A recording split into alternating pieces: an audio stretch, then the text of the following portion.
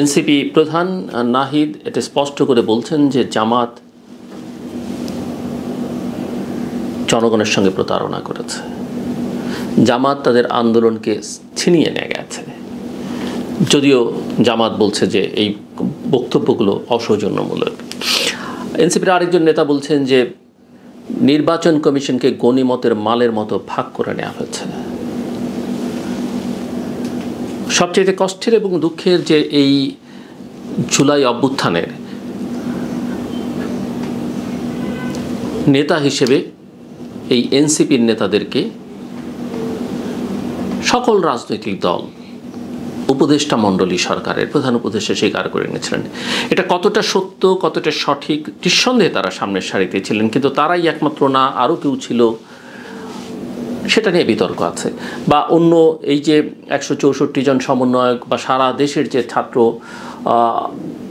আন্দোলনের সঙ্গে, গণ আন্দোলনের সঙ্গে যারা যুক্ত হচ্ছেন তাদেরকে বাদ দিয়ে শুধুমাত্র এরাই সকল কৃতিত্ব নিলেন, এদেরকেই সরকারে নেওয়া হলো, এরাই একটা দল করলেন, আরও নানান অভিযোগ।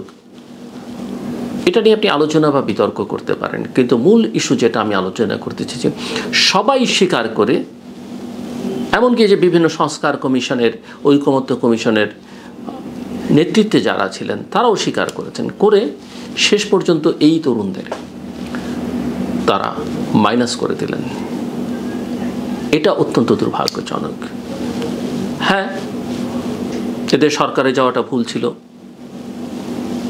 এরা দলটা তাড়াতাড়ি করে ফেলেছে, এদের কোনো কোনো নেতার দেহভঙ্গি, অঙ্গভঙ্গি, কথাবার্তা সীমা লঙ্ঘন করেছে, এদের কারো কারো বিরুদ্ধে দুর্নীতির অভিযোগ আছে, এদের কারো কারো বিরুদ্ধে প্রশাসনকে নিয়ন্ত্রণ করবার অভিযোগ আছে। সব কথা সত্যি, কিন্তু তারপরও এদের একটা ভূমিকা এই আন্দোলন অভ্যুত্থানে ছিল, শেখ হাসিনার বিদায়ের ক্ষেত্রে ছিল। এবং সবচেয়ে বড় কথা, এরা ওই অভ্যুত্থানের সময়ে একেবারে শেষ দিকে এসে যে বক্তব্য দিয়েছে বা অভ্যুত্থানোত্তর পরিস্থিতিতে যে বক্তব্যগুলো দিয়েছে, আকাঙ্ক্ষার কোনো সমস্যা ছিল না। আমি এই কথা বলেছি, আমি যখনই এনসিপির নেতাদের বা এই তরুণদের সমালোচনা করেছি, আমি কিন্তু একই সঙ্গে এটাও বলেছি যে এদের যারা ম্যান্টর প্যাট্রন আছেন সরকারের ভেতরে, সরকারের বাইরে, দেশে বিদেশে, এরা আসলে এদেরকে ব্যবহার করছেন। এবং ব্যবহার করে, আমার পুরনো ভিডিও যারা নিয়মিত দেখেন বা কেউ যদি দেখতে চান দেখতে পারেন, আমি বহু জায়গায় বহুবারই কথা বলেছি যে এদেরকে ব্যবহার করে ছুঁড়ে ফেলা দেওয়া হয়েছে এবং এরা একটা লস্ট কেসে পরিণত হয়েছে। আমি মনে করি নাহিদ একবার, সম্ভবত নাহিদ ইসলাম বলেছিলেন যে এরা সেফ এক্সিটের জন্যে নানান দলের সঙ্গে নানান জায়গায় যোগাযোগ করছে, বা এমন কথাও কেউ কেউ বলেছেন এদের কথা আসলে বাইরে প্রকাশ করে দিলে এরা মুখ দেখাতে পারবে না। আমি মনে করি নাহিদদের এখন সময় এসছে, তারা বেশ খানিকটা ক্ষতিগ্রস্ত হয়েছেন ইতিমধ্যেই। খুব নিকট ভবিষ্যতে তাদের জন্য তেমন কোনো সম্ভাবনা দেখা যাচ্ছে না। তারা বেশ খানিকটা ঝুঁকিত আগামী দিনগুলোতে থাকবেন, বাংলাদেশের রাজনীতি যে জায়গায় এসে দাঁড়িয়েছে। কিন্তু আমি মনে করি আবার সাহসের সঙ্গে তাদের অনেকের মুখোশ উন্মোচন করে দেওয়া উচিত। এই তরুণরাই পারবে সেই কাজটা করতে। এবং তাদের জন্য আমার পরামর্শ হচ্ছে, যা হবার হয়েছে, যেহেতু তারা একটা দল করেছেন, তারা তাদের রাজনীতিটা আগে ঠিক করুন। বাংলাদেশে অনেক বড় দলেরও কোনো রাজনীতি নেই, তারা আগে তাদের রাজনীতিটা ঠিক করুন। তারা কি মধ্যপন্থার থাকবেন, তারা কি ডানপন্থার রাজনীতি করবেন, না তারা কি বামপন্থার রাজনীতি করবেন, এটা আগে ঠিক করুন। সুনির্দিষ্ট কিছু লক্ষ্য তারা ঠিক করুন, যে তারা বাংলাদেশকে কোথায় নিয়ে যেতে চান, কি দেখতে চান বাংলাদেশকে ঘিরে। এই যে এতদিন যেগুলো আলোচনা হচ্ছে এক্সারসাইজ, এগুলো হচ্ছে এলোমেলো কথাবার্তা, সেটা না। আমি সুনির্দিষ্ট এবং ধীরে ধীরে, কারণ তাদেরকে বুঝতে হবে যে তাদেরকে সবাই ব্যবহার করে, ছাত্রদের মধ্যে তাদেরকে নাই করে ফেলা হয়েছে। জুলাই সনদ তাদের দাবি, সেই জুলাই সনদে তারা স্বাক্ষর করেনি এবং তাদের স্বাক্ষরের জন্য তাদেরকে কনভিন্স করবার জন্যে অপেক্ষাও করা হয়নি। এমনকি প্রধান উপদেষ্টা যিনি একাধিকবার বলেছেন এই ছাত্ররাই তার নিয়োগকর্তা, এবং এই ছাত্ররা যেদিন না চাইবে সেদিন তিনি চলে যাবেন। ভাগ্য ভালো ছাত্ররা এখনও তাকে যেতে বলছেন না, কিন্তু এটা স্পষ্ট যে ছাত্রদের সঙ্গে তার সংযোগটা বিচ্ছিন্ন হয়ে গেছে। ছাত্র বলতে এই ছাত্র নেতাদের, বিশেষ করে যারা এনসিপির সঙ্গে যুক্ত। আমি মনে করি এনসিপির জন্য সামনের পথগুলো অত্যন্ত কঠিন। তাদেরকে এখন বুঝে শুনে পথ চলতে হবে।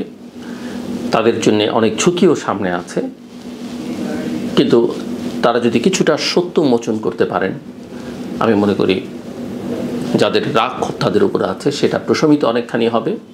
এবং তারা একটা সুস্থ ধারা রাজনীতি করলে, এবং তাদের যেহেতু বয়স আছে, তারা খুবই অল্প বয়স, তাদের এখনও বাংলাদেশে অপার সম্ভাবনা আছে। কেননা আমরা এই 1 বছরও দেখলাম আসলে বড় দলগুলো তেমন কোনো আশা জাগা নিয়ে কিছু করতে পারছে না। এনসিপির একটা বড় ইস্যুস, তারা কার সঙ্গে যাবে, নির্বাচনে জোট করবে কিনা, না তারা একা পথ চলবে। একা চলে তাদের খুব সুবিধা হবে এমনটা মনে করবার কোনো কারণ নেই। জামাতের সঙ্গে এতদিন তারা ঘনিষ্ঠ ছিলেন, পারসেপশন তাই, সত্যি মিথ্যা আমি জানি না, সেখানে একটা বড় চিড় ধরেছে। বিএনপিকে তারা অনেক আক্রমণ করে কথাবার্তা বলেছেন, বিএনপির বিরুদ্ধে তারা এখনও বলছেন। সেখানে বিএনপির সঙ্গে নির্বাচনী জোট করে তারা কতটা সুবিধা করতে পারবেন, কতখানি পাবেন, এবং পেলেও কতখানি গ্যারান্টি থাকবে যে তাদের আসলে বিএনপি কোনো প্রার্থী না দিলেও স্বতন্ত্র হিসেবে বা বিদ্রোহী হিসেবে কেউ দাঁড়াবেন না, আমি ঠিক এইগুলো জানি না। সবচেয়ে বড় কথা হচ্ছে এই নির্বাচন নিয়ে আমার মধ্যেই একটা বড় ধরনের কনফিউশন আছে যে এই নির্বাচনটা আসলে ফেব্রুয়ারিতে হবে কি না, হলে সেটা আদৌ কোনো নির্বাচন হবে কি না, হলে যে যেরকম ভাবছে ফলাফল সেরকম থাকবে কি না, সেটা নিয়ে আমার মধ্যে যথেষ্ট সংশয় আছে। আমরা শুনছি বিএনপি ইতিমধ্যেই অনেক প্রার্থীকে সবুজ সংকেত দিয়ে দিয়েছে, কিন্তু আমি আবারও বলতে চাই এই সবুজ সংকেতই শেষ সংকেত নয়। সবুজ সংকেত, হলুদ সংকেত, লাল সংকেত, এগুলো বোঝার জন্য আমাদের আসলে একেবারে শেষ দিন পর্যন্ত অপেক্ষা করতে হবে। মনোনয়নপত্র দাখিলের দিনও নয়, মনোনয়নপত্র প্রত্যাহারের দিন, যদি ফেব্রুয়ারি মাসে নির্বাচন হয়। কাজেই যারা মাঠে আছেন তাদের আসলে যত বেশি দলের সমর্থন, জনতার সমর্থন তারা আদায় করতে পারবেন, তাদের পক্ষে যত শক্তি ভারী করতে পারবেন, পাল্লা ভারী করতে পারবেন, তারা তত লাভবান হবে। কারণ আমরা অতীতে দেখেছি মনোনয়নপত্র দিয়ে, জমা দিয়ে সেটাকে আবার প্রত্যাহার করে নেওয়া হয়েছে। কারণ ওই মনোনয়নপত্র যখন দেয়া হয় আরেকটা কাগজে প্রত্যাহারপত্র নিয়ে নেওয়া হয়, দলগুলো নিয়ে থাকে সাধারণত। কাজেই এটা যা হচ্ছে এটাই শেষ কথা নয়। এবং বিএনপির সঙ্গে কার অ্যালায়েন্স হবে না হবে সেগুলো নিয়ে অনেক কথাবার্তা আছে, বিএনপি কী করবে না করবে। আমার পরামর্শ বহুবার আমি বলেছি যে আমি মনে করি যে ছোট দলগুলো লাভবান হয় না, বড় দলগুলো লাভবান হয় না। আর নিজের প্রতীক বিসর্জন দিয়ে অন্যের প্রতীক নিয়ে নির্বাচন করার মধ্যে কোনো কৃতিত্ব আছে বলে আমি জানি না। তবে এবং কেউ কেউ আবার এখন বলছেন যে জাতীয় সরকার হতে পারে। জাতীয় সরকারের অনেকে বলছেন যে 5ই আগস্টের পরে বিএনপি জাতীয় সরকার না করে ভুল করেছে। আমি মনে করি বিএনপি ঠিক করেছে, এবং আমি এখনও মনে করি জাতীয় সরকারের ধারণাটা আসলে ভ্রান্ত ধারণা। ভ্রান্ত এই অর্থে যে এটা আসলে কিছু দেবে না, কারণ বাংলাদেশে বড় রাজনৈতিক দলের সঙ্গে ছোট দলগুলোর এত পার্থক্য, জনসমর্থনের এত বিশাল পার্থক্য, এটা আসলে বড় দলকেও ক্ষতিগ্রস্ত করে, ছোট দলগুলোর তেমন না। তারা তো মন্ত্রী হতে পারবেন, এমপি হতে পারেন, কিন্তু দেশের কোনো কল্যাণ হয় না, কারণ মানুষের আস্থা তাদের উপরে খুব একটা নেই। সো এই গোজামেল দিয়ে কারো জন্য কোনো লাভ নেই। তবে বড় দলের যেহেতু নির্বাচনী ফান্ড অনেক বেশি থাকে, আমি বড় দলগুলো বলবো তাদের যারা মিত্র আছেন পারলে তাদের ওই মিত্র দলগুলোর নির্বাচনী ফান্ডে তারা টাকা দিয়ে দিন, প্রথম কথা। দ্বিতীয় কথা হচ্ছে যদি ক্ষমতায় যান, এই মিত্রদের যারা আপনাদের সঙ্গে আন্দোলন সংগ্রামে ছিল বা অন্যভাবে অন্যান্য দলেরও যারা মিত্র আছেন তাদেরকে আপনারা, তারা যেন দলটা তৈরি করতে পারে, তার যে আর্থিক সংকট সেটা একটু দূর করবার চেষ্টা করবেন। এইটুকুই করতে পারেন। আমি বলবো না আপনার আদর্শ তার মধ্যে ইনজেক্ট করেন, তাকে আপনার কাছে টেনে আনেন। আর জামাতের নিয়ে বেশি কথা বলার নেই, কারণ যে যার রাজনীতি করবে, জামাত, বিএনপি, আওয়ামী লীগ, এনসিপি, আমার কিছুই যায় আসে না। বাট অ্যাজ অ্যান অ্যানালিস্ট আমি আমার বিশ্লেষণটা করি, কোনটা ভালো আমার চোখে, কোনটা মন্দ সেটা বলবার চেষ্টা করি। প্রত্যেকটা দলের অধিকার আছে, এবং আমি যেহেতু নানা কাজের সঙ্গে যুক্ত, আমি চাই আমার কাজের মধ্যে সবাইকে অন্তর্ভুক্ত করতে। সো আমার কোনো পক্ষপাতিত্ব নেই। তবে জামাত সম্পর্কে আমি এর আগেও বলেছি যে জামাত ইতিহাসে খুব কম সময়ে রাইট ট্র্যাকে থেকেছে। এটা একটু সবার বিবেচনা করার দরকার, জামাতেরও বিবেচনা করা দরকার। জন্মের পর থেকেই জামাত এটা করেছে, কখনই ইতিহাসের সঠিক পথে জামাত থাকেননি। পাকিস্তান আমলের কথা বলি, বাংলাদেশের স্বাধীনতা সংগ্রামের কথা বলি, স্বাধীনোত্তর বাংলাদেশের, এবং জামাত বড় দলগুলোর সঙ্গে সখ্যতার নামে তারা তাদেরকে বিভ্রান্ত করেছে। 1986 সালে যখন আওয়ামী লীগ নির্বাচনে যায়, 5 দল এবং বিএনপি নির্বাচনের বাইরে থাকলো, কারণ বিএনপি এবং 5 দলীয় জোট বামপন্থীরা তারা তাদের কথা রেখেছিল। আওয়ামী লীগ সেই নির্বাচনে যায় একদিনের ব্যবধানে, যে আগে বলেছে যারা নির্বাচনে যাবে এরশাদের অধীনে তারা জাতীয় বিমান, পরের দিনে গেছেন শেখ হাসিনা। জামাতও গেছে, এবং জামাতের সেখানে ভূমিকা ছিল। একই রকমভাবে বিএনপির রাজনীতিতেও জামাত অনেক সময়ে অনেক প্রভাব বিস্তার করেছে। এই 18 নির্বাচনে যাওয়া থেকে শুরু করে এর আগে পরে বিভিন্ন সময়, যারা অনেক কিছু বিএনপির জন্য শেষ পর্যন্ত ইতিবাচক হয়নি। এবারও দেখেন এই যে এনসিপি কীভাবে বিভ্রান্ত হলো। জামাত কি বলেছে? জামাত বলেছে পিআর ছাড়া তারা জুলাই সনদে স্বাক্ষর করবে না। জামাত কি বলেছে? জামাত বলেছে যে জুলাই সনদের আইনি ভিত্তি ছাড়া এই সনদে তারা স্বাক্ষর করবে না, যেটা এনসিপি বলেছে। এনসিপি তার কথা রেখেছে, জামাত কিন্তু কথা রাখেনি, তো তারা গিয়ে স্বাক্ষর করেছে। এই স্বাক্ষর অস্বাক্ষরে তেমন কিছু যাবে বলে আমার কাছে মনে হয় না। এই সনদ প্রফেসর মোহাম্মদ ইউনূসের কাছে একটা বড় বিষয় হতে পারে, বা তার সরকারের কাছে। এই সনদ হয়তো তাদের ভাষায় তারা বলছেন, আমি ভবিষ্যতে দেখলে হয়তো অবাক হব যদি কোথাও কোনো পাঠ্যপুস্তকে এটা থাকে। পৃথিবীর বিভিন্ন দেশে নাকি এটা থাকবে, তারা মনে করছেন। আমার কাছে মনে হয় না। আমরা বোকা হতে পারি, পৃথিবী এত বোকা নয়, বাইরের পৃথিবী, বাইরের দুনিয়া এত বোকা নয়। জাদুঘরে কলম টলম রাখা হবে, সেটা হোক, কিন্তু আমার কাছে এই সনদ খুব একটা গুরুত্বপূর্ণ না। একটাই গুরুত্বপূর্ণ যে মাসের পর মাস কতগুলো রাজনৈতিক দল একসঙ্গে বসছেন। এর ধন্যবাদের একটা বড় অংশ পাওয়ার যোগ্য এই জাতীয় ঐকমত্য কমিশনের vice chairman professor Ali Riaz. তিনি যথেষ্ট পরিশ্রম করেছেন, আমরা যেটা দেখেছি, এবং পুরো জিনিসটা তৈরি করবার ক্ষেত্রে একটা ভূমিকা রেখেছেন। কিন্তু আসলে শেষ পর্যন্ত ফলাফলটা প্রফেসর মোহাম্মদ ইউনূসের ওই তত্ত্ব 3-0 সঙ্গে আরেকটা 0 যোগ হওয়া, এর বাইরে তেমন কিছু হয়েছে বা হবে বলে আমার কাছে মনে হয় না। এই সনদের পৃষ্ঠা রাজনৈতিক দলগুলো উল্টে দেখবেন, আর জনগণের এত আসলে সময় নেই। সময় থাকলে জনগণ এটা 91 সালের পরে বা 2007-08-এ যেসব সংস্কার হয়েছে সেগুলো নিয়ে কথাবার্তা বলতো, সেই সুযোগ নেই। বাংলাদেশের সিভিল সোসাইটি বলতে তেমন কিছু আর নাই যারা এগুলো নিয়ে কথা বলবে। একটু এভিল সোসাইটিতে পরিণত হয়েছে। বাংলাদেশের গণমাধ্যম এত ফলো আপ করে না। হ্যাঁ, কোথাও কোথাও ব্যক্তিগতভাবে বা কোনো প্রতিষ্ঠান হয়তো একটু টুকটাক ভালো কাজ করবার চেষ্টা করে, কিন্তু বাংলাদেশের জনগণ মিডিয়া এখন একটা ওই সোল্ড মিডিয়া বা পাপেট টাইপ মিডিয়া হিসেবেই আছে। তো যে কথা বলছিলাম যে জামাত আসলে কি করবে, কি করছে বলা মুশকিল। ওই যে তারা এক সময় বলেছে নির্বাচনেও যাবে না, নির্বাচনের আগে চাই, ওটা চাই, যে কোনো সময় পরিবর্তন করে ফেলতে পারে। করিডোরের কথা আছে যে জামাত হয়তো বিএনপির সঙ্গেও, বিএনপি যদি তাকে একটু ছাড়টার দেয়, তারা হয়তো বিএনপির সঙ্গে ঢুকে পড়বার চেষ্টা করবে। বিএনপি সেখানে কতখানি করবে, কারণ ইতিমধ্যেই তাদের কথাবার্তার অনেক তিক্ততা আমরা দেখেছি। কিন্তু জামাতের বিএনপির সঙ্গে ঘনিষ্ঠতা তৈরির কিন্তু একদিকে তারা বিএনপির বিরুদ্ধে বলছে, অন্যদিকে বিএনপির সঙ্গে ঘনিষ্ঠতা তৈরি করবার চেষ্টার কিন্তু কোনো অভাব আছে বলে অন্তত অনেকেই মনে করেন না।